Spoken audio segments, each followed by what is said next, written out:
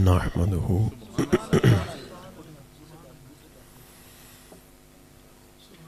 ونصلي ونسلم على سيدنا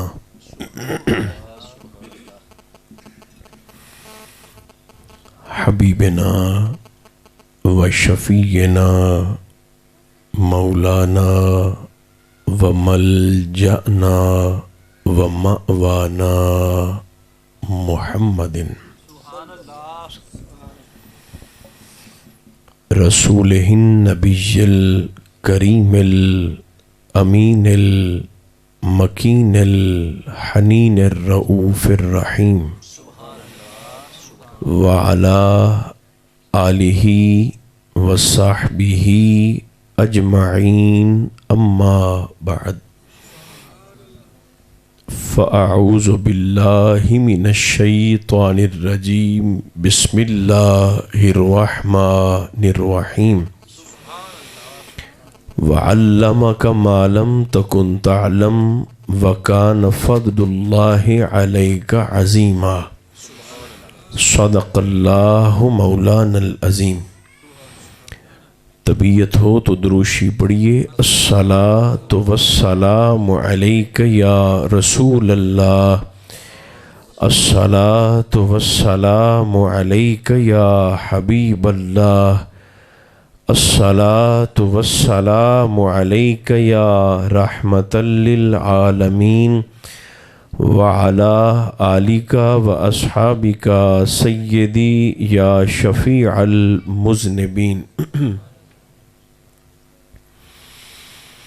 اللہ تبارک و تعالی جل مجدہ العظیم کی حمد و ثنا حضور نبی پاک صاحب لولاک احمد مجتبی محمد مصطفیٰ صلی اللہ علیہ وآلہ وبارک وسلم کی ذات بابرکات پر درود و سلام پیش کرنے کے بعد اللہ ہماری حاضری کو قبول فرمائے. اسی مسجد شریف میں ہر سال انہی دنوں میں میرے عزیز محفل کا اہتمام فرماتے ہیں. رب ذوالجلال ان کو مزید توفیق عطا فرمائے اور استقامت کے ساتھ یہ جو عبادت کرتے ہیں اللہ اس میں قبولیت کا مزید فیض اور نور عطا فرمائے. مختصر بات آپ کی خدمت میں عرض کر کے میں اپنی معروضات کو اختتام کی طرف لے جاؤں گا. اللہ نے اپنے محبوب کو ہر اعتبار سے ممتاز اور بلند اتنا فرمایا ہے کہ قیامت آ سکتی ہے مگر کسی بھی فضیلت میں حضور کا ثانی نہیں پیدا ہو سکتا. یعنی سرکار اتنے مقام رفیع پر فائز ہیں، اتنے بلند مقام پر فائز ہیں کہ اگر ہم حضور کو اس مقام پر دیکھنا چاہیں تو ہماری تو دستاریں پیچھے جا گریں. اتنا مقام رفیع ہے نبی کریم علیہ الصلاۃ والتسلیم کا. تو حضور کی ان لا تعداد اور ان گنت اور بے شمار شانوں میں سے جس عظمت کا ذکر اختصار کے ساتھ میں اپنی قبر کو روشن کرنے کے لیے آپ کے سامنے کرنا چاہتا ہوں وہ ہے میرے نبی کا علم، علم مصطفیٰ. اب اس کو چھوڑ دیجئے، یعنی ان چکروں سے اب نکل آئیے کہ غیب کا تھا کہ حاضر کا تھا اور کس کو پتہ ہوتا ہے اور کس کو پتہ نہیں ہوتا اور کیا تھا اور کیا نہیں تھا. اس کی وجہ یہ ہے اس آیت پاک میں لفظ ما کا استعمال کر کے اللہ نے ساری حدود و قیود اور زنجیروں کو توڑ کے رکھ دیا. حضرت مجدد الفسانی شیخ احمد سرہندی فاروقی یہ وہ شخصیت ہیں کہ ابھی میرے بھائی عامر میاں سرکار مولا علی شیر خدا کا اور حسنین کریمین کا تذکرہ فرما رہے تھے. تو ویسے تو سرکار شیخ احمد سرہندی فاروقی جناب فاروق اعظم کی نسل میں سے ہیں، اسی نسبت سے آپ کو فاروقی کہا جاتا ہے۔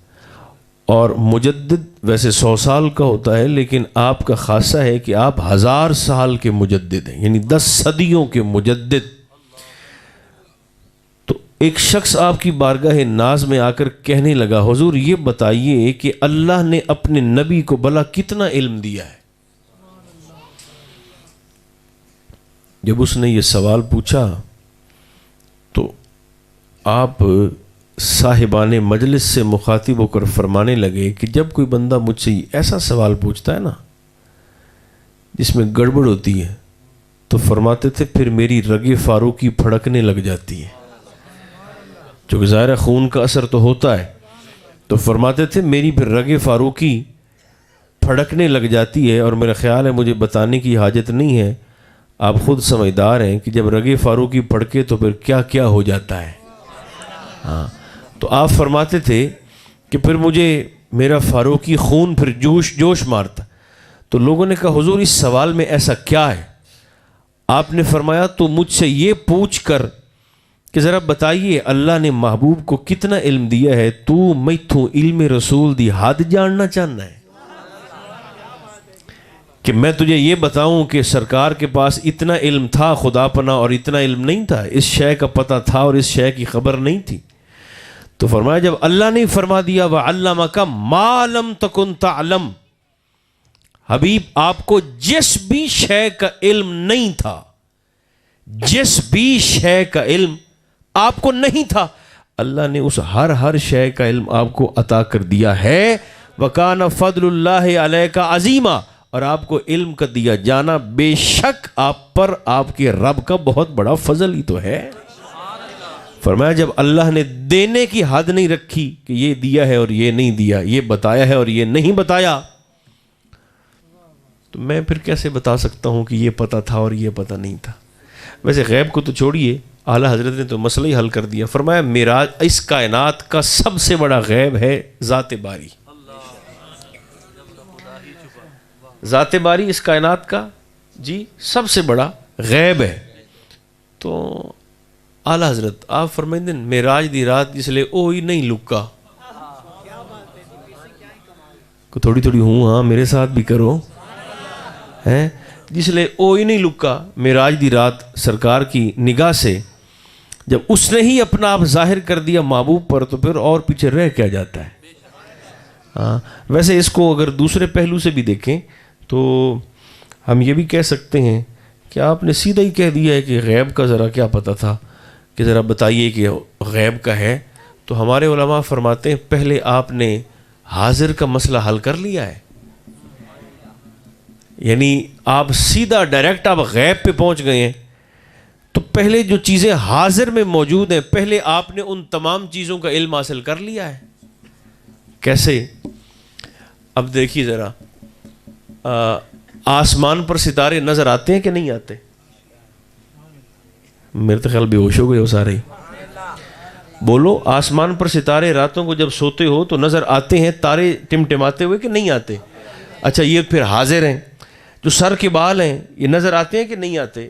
حاضر ہیں۔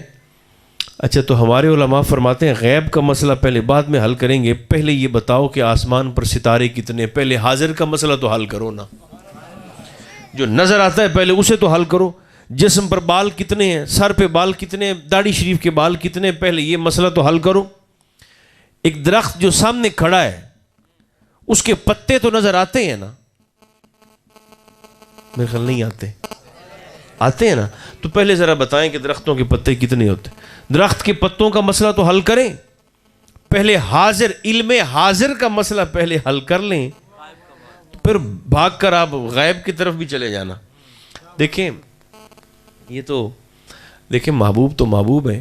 ایک مرتبہ امام حسن علیہ السلام آپ تشریف فرما تھے، تو آپ گوڈی کر رہے تھے، چوکی کر رہے تھے گوڈی، تو پاس سے نا کوئی بنو امیہ کا وی آئی پی تھا، وہ گزرا، تو اس نے امام حسن سے کہا حسن جو کام آپ کے بابا علی کر لیتے تھے وہ آپ بھی کر لیتے ہیں؟ تو آپ نے چوکی کرتے کرتے گوڈی کرتے کرتے آپ نے فرمایا ہاں جی کر لیتا ہوں. تو انہوں نے پوچھا اچھا پھر وہ جو سامنے درخت ہے کھجور کا ذرا اس پر بتائیے کہ کتنی کھجوریں لگی ہوئی ہیں. لیکن پہلے حاضر کا مسئلہ حل کریں پھر غیب کی بات بھی ہو جائے گی. تو اس نے کہا کہ اس درخت پر کتنی کھجوریں لگی ہوئی. تو امام حسن نے چوکی کرتے کرتے نظر اٹھا کر دیکھا تک نہیں, دیکھا ہی نہیں, اور آپ نے وہیں بیٹھے بیٹھے فرما دی اس درخت پر 6646 کھجوریں لگی ہوئی ہیں. یا رسول اللہ 6646 کھجوریں درخت پر لگیں. تو وہ چونکہ صاحب ثروت تھے وہ آئے, انہوں نے کھجور کو کاٹا, پھل کو اتارا, ایک ایک کھجور کے ڈوکے کو گنا تو 6645 بھی نہیں, 6647 بھی نہیں, جیسا میرے اور آپ کے امام کی زبان سے نکلا تھا 6646 کھجوریں تھیں. تو پہلے علوم ظاہریہ تو حاصل کر لیں, اس کے بعد پھر غیب کی باتیں بھی ہو جائیں گی. اتنی ساری زندگی ہے اور اس کو بھی آپ نے جمیلوں میں ڈال رکھا ہے. تو بندہ ہے تو بھلا بندیائی ہے چیرا ہوخا, تاکہ یہ جو جلدی جلدی ہم نے آگے اگلے جہان پہنچنا ہے وہ اس لیے کہ قبر کو باغ بنانا ہے یا کٹہرا بنانا ہے, یہ تو بندے کے اپنے اوپر ہوتا ہے نا کہ اس نے اپنی قبر کو کس انداز سے تیار کرنا ہے. باغ چاہیے یا کٹہرا چاہیے, کال کوٹڑی چاہیے, اسے کیا چاہیے. تو اس لیے جہاں محبوب کی عظمت آ جائے وہاں بس سر تسلیم خم ہو جائے, وہاں حسابی کتابی بندہ نہ بنے.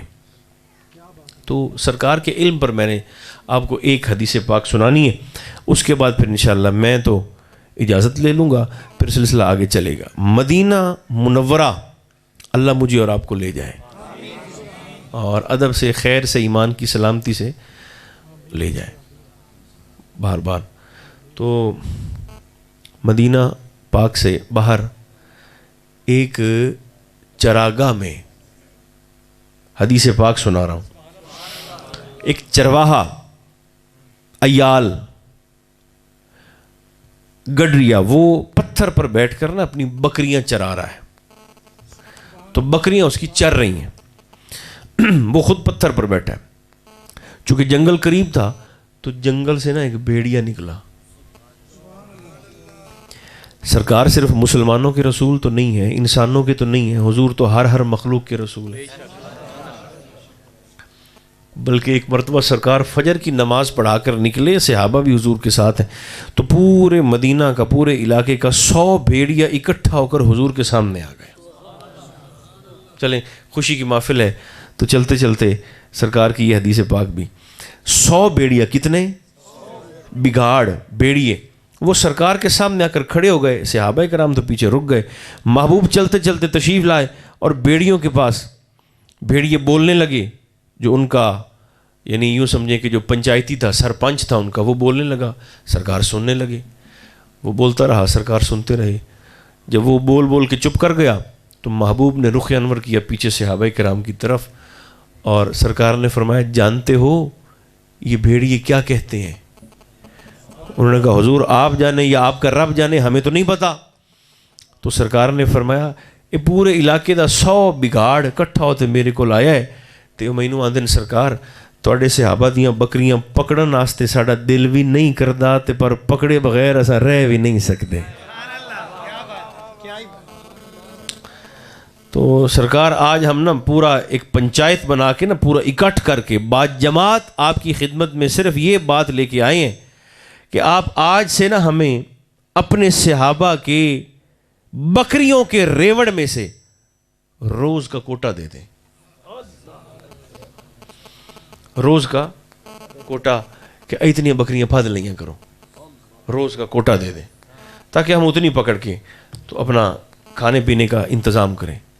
تو سرکار نے فرمایا صحابہ ایتا منگ دن کوٹا, تو تمہارا کیا موڈ ہے؟ حدیث پاک. صحابہ نے کہا حضور ہم تو نہیں دیتے. دیکھیں نا ہر روز اپنے ریوڑ میں سے یعنی کہ 3 بکریاں بھی آئیں, 4 بھی آئیں. تو صحابہ نے کہا حضور ہم تو نہیں دیتے.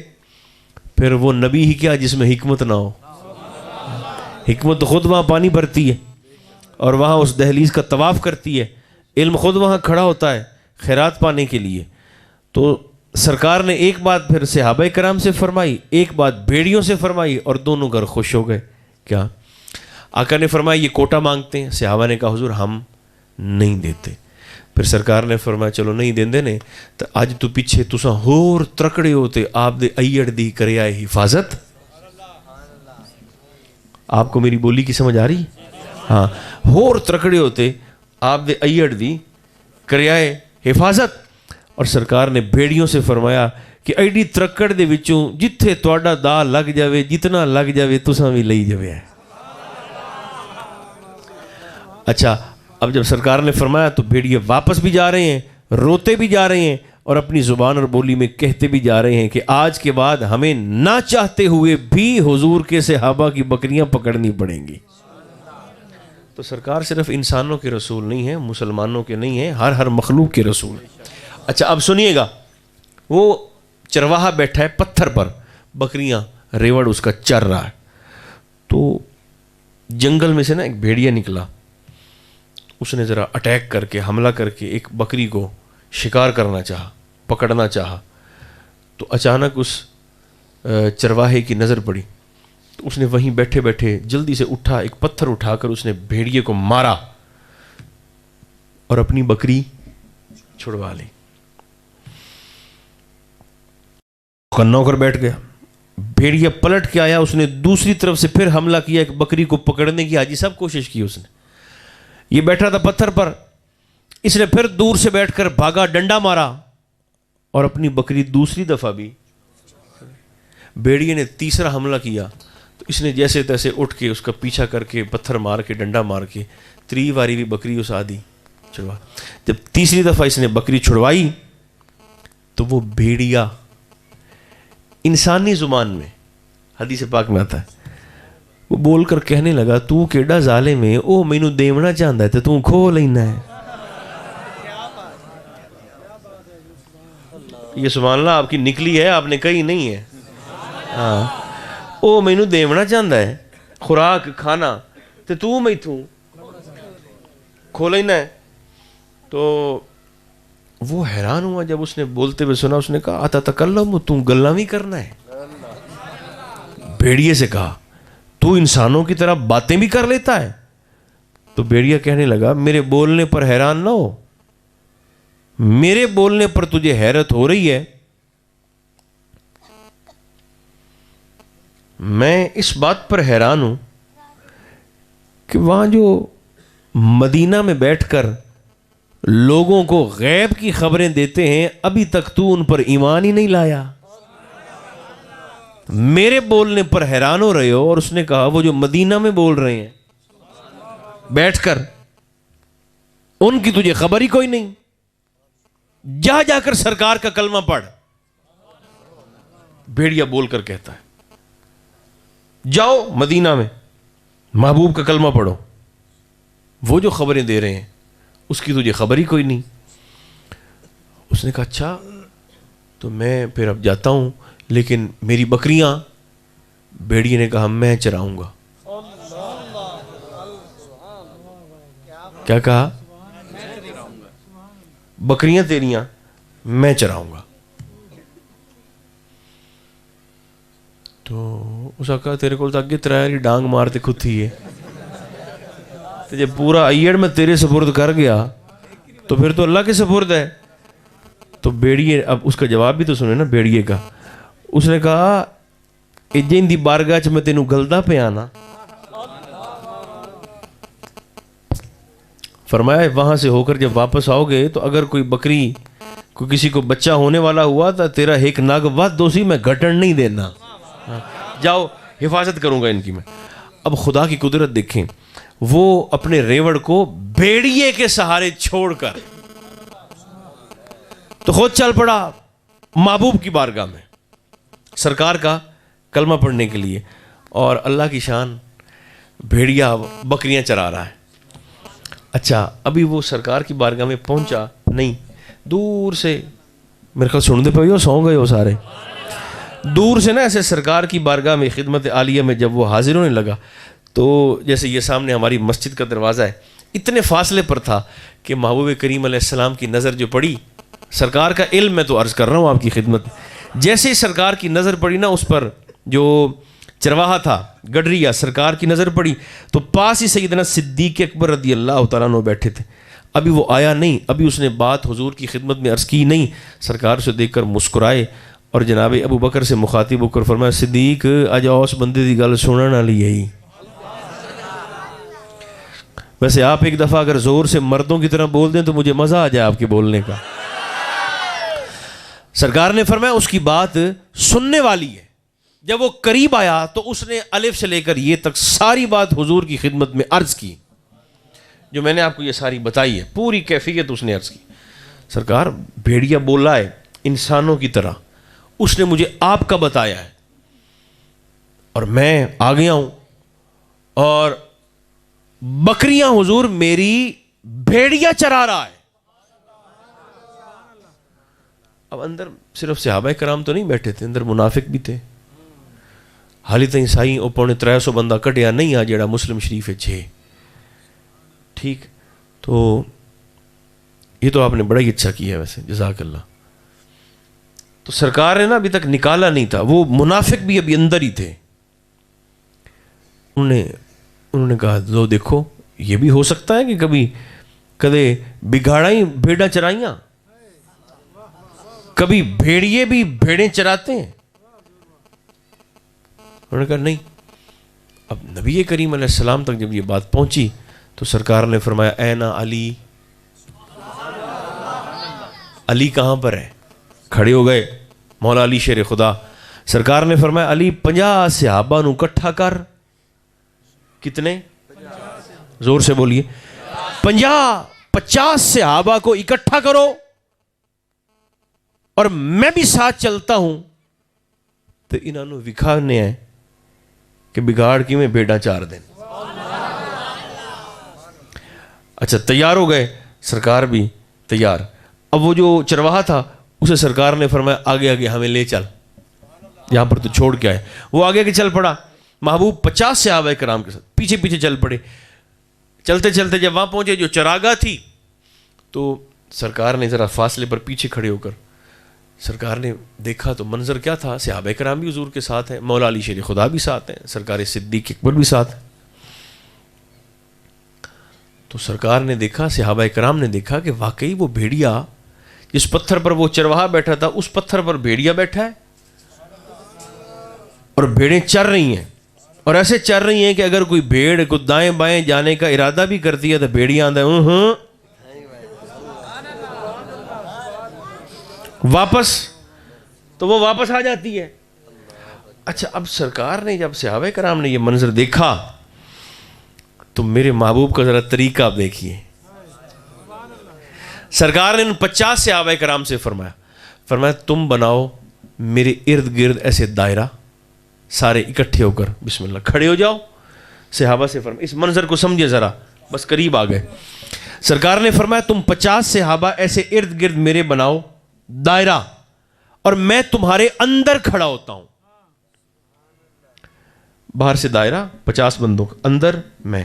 اور سرکار نے چرواہے سے فرمایا تو جا تے بگاڑ نو آکھ کہ میں مدینے جو 50 بندہ لے آندا ہے، ہن تو مینوں ویکھ تے دس کہ میں انہاں چوں کلمہ کہندا پڑھنا ہے. روندے علم نبی نو یا بھیڑیے کا علم دیکھیں آپ. جاؤ، سرکار نے فرمایا، اور جا کر بھیڑیے کو بلا کے لاؤ اور اس سے پوچھو کہ میں نے جدھر تو نے مجھے بھیجا تھا اسی شہر سے جا کر میں 50 بندہ لے کے آ گیا ہوں. دیکھ کر بتاؤ مجھے میں نے کلمہ کس کا پڑھنا ہے. 50 صحابہ ارد گرد، محبوب اندر. وہ چرواہا گیا سیدھا اس بھیڑیے کے پاس. جیسے ہی پہنچا نا بگاڑ دے کولوں تو بھیڑیے نے ایسے کر کے اس کا چہرہ دیکھا اور مخاطب ہو کر کہنے لگا ایک کافر دا کافر ہی آ گئے ہیں. ابھی تک کلمہ نہیں پڑھا، ایمان کا نور ہی کوئی نہیں، خوشبو ہی کوئی نہیں، کافر کے کافر ہی آ گئے ہو. اس نے کہا میں دیکھو 50 بندہ میں لے کے آیا ہوں اسی شہر سے جہاں تو نے مجھے بھیجا تھا. اب ذرا چل کے آ کے مجھے بتاؤ کہ میں نے ان میں سے کلمہ کس کا پڑھنا ہے. وہ چل پڑا آگے، حدیث پاک میں آتا ہے بھیڑیا چل پڑا اور اس نے 50 کے 50 صحابہ کرام کو ایسے پھر کر دیکھا، ایک ایک صحابی کی زیارت کی، دیکھا، اور ایک جگہ جا کر بیٹھ گیا اور اس چرواہے سے کہنے لگا جن کا کلمہ پڑھنا ہے وہ ان میں سے تو کوئی نہیں ہے، ان میں سے تو کوئی نہیں ہے، ہاں ان کے اندر سے مجھے ان کی خوشبو ضرور آ رہی ہے۔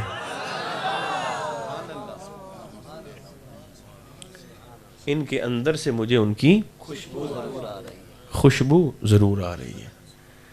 تو سرکار کا علم تو سبحان اللہ، اور سرکار کی عظمت بھی سبحان اللہ۔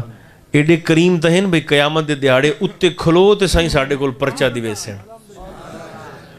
اوپر کھڑے ہو کے ہم سے امتحان دلوائیں گے کہ اگر کوئی بیچارہ امتی کوئی پھسلنے لگا، کوئی بھولنے لگا، تو کریم اوپر کھڑے ہوں گے اور سرکار مہربانی فرما دیں گے۔ اور یہ جتنے لمحات ہم یہاں گزارتے ہیں، دیکھیں یہاں تو پھر بشری تقاضے ہیں، کبھی تھکاوٹ ہے، کبھی بھوک ہے، کبھی نیند ہے، کبھی کچھ ہے، لیکن آپ یقین جانیں حضور کے ذکر میں گزرا ہوا ایک ایک لمحے کی قدر ہمیں اس وقت ہوگی جب یہ ایک ایک سیکنڈ نور کا چراغ بن کر ہماری اندھیری قبر کو روشن کر رہا ہوگا۔ سبحان اللہ، سبحان اللہ۔ چونکہ یہ تو وہ سمندر ہے جو چلتا رہتا ہے، ہم نے فیض کا اپنا اپنا حصہ وصول کرنا ہے اور اگلے جہان پہنچ جانا ہے۔ بے شک۔ تو اللہ کرے کہ ہماری حاضری قبول ہو جائے۔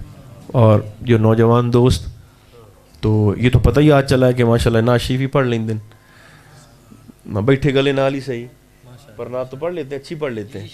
اللہ ان کو مزید توفیق اور برکتیں عطا فرمائے اور ہم سب کا خاتمہ بھی ایمان پر فرمائے۔ صلی اللہ تعالی علی خیر خلقہ محمد و آلہ و اصحابہ اجمعین برحمتک یا ارحم الراحمین۔ سبھی آباد